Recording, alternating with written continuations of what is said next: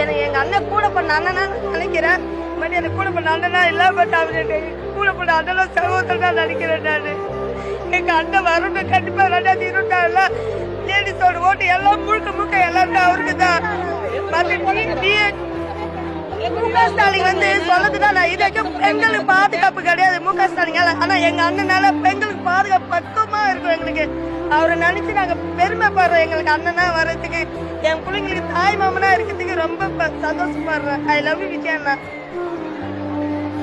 எனக்கு ரொம்ப சந்தோஷமா இருக்குது. எனக்கு கூட அண்ணனுக்கு யாரும் இல்ல. 3 பேர் லேடிஸ் எங்க வீட்டுல. ஆனா அவர் அண்ணன் நினைக்கிறேன். பெருமையா இருக்குது எனக்கு எங்க அண்ணனா இருக்கிறதுக்கு. கண்டிப்பா அமைப்போம். நாங்க அவர் முதலமைச்சரா ஆக்குவோம். நாங்க எந்த அளவுக்கு ஒரு மனுஷன் தமிழ் பெண்களை ஒரு அண்ணனா நின்று பார்த்துப்பேன்னு சொல்லியிருந்தா எந்த அளவுக்கு அவங்க எமோஷனல் ஆவாங்க.